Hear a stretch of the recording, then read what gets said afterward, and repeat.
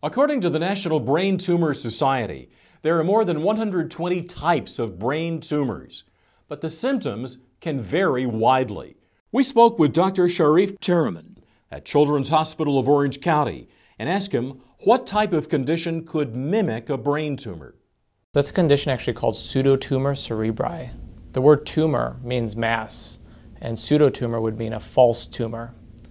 And that's a condition in which patients have a variety of symptoms that present as if they had a brain tumor. This is actually a condition that can affect all age groups. It affects children. It can also affect adults.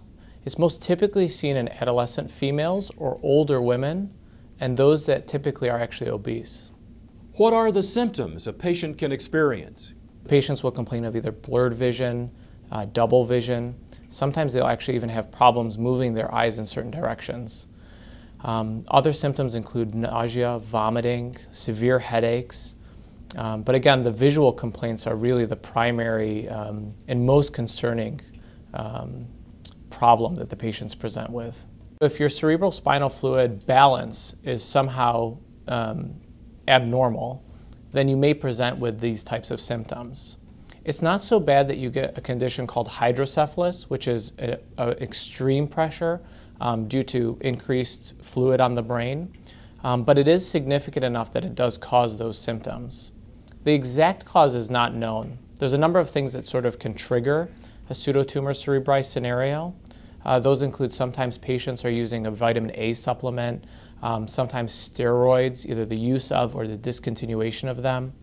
Sometimes patients who are also, again, like we mentioned, overweight, are at risk for having this condition. So oftentimes patients with these symptoms will end up having an MRI of the brain. This will often be triggered not just because they have the symptoms, but there's a specific finding that we see on physical examination called papilledema. And that's actually when we do a fundoscopic exam or look into the back of the eye, we can see that the nerve, the second cranial nerve, is swollen or affected by this pressure that's accumulated in the brain. Dr. Taraman talked about the treatments for the condition. The primary medical management of this condition is using medications that help reduce the amount of cerebral spinal fluid that's being circulated in the brain. And those are called carbonic anhydrase inhibitors. The mainstay of that would be acetazolamide. If that fails, or if we are concerned that the vision will be significantly affected, or we're trying to prevent a patient from actually having blindness, which is a severe complication of this, then sometimes we employ lumbar punctures, not only in the diagnosis, but also in the management to take off some of that excess fluid to try and normalize the pressures. And sometimes patients will actually need even further interventions, which are surgical in nature. One of those is called an optic fenestration. That's a procedure in which the sheath that surrounds the second cranial nerve, the one that controls your vision, is actually sort of opened up, again, to release that pressure that's happening on the nerve itself.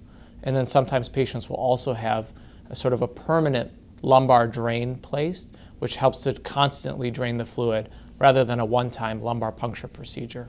As a medical community, we've been actually very successful in treating this, not only because we pick it up very early before the visual symptoms sort of get out of hand, but just even recognizing it in general. I think the challenge that we have as a medical community is the rising rates of obesity in the United States and even worldwide, because that is probably the largest contributor or factor that puts you at risk for having this disorder. And even a modest reduction in weight, 5 pounds, may have a significant benefit on patients whose primary risk factor is the obesity.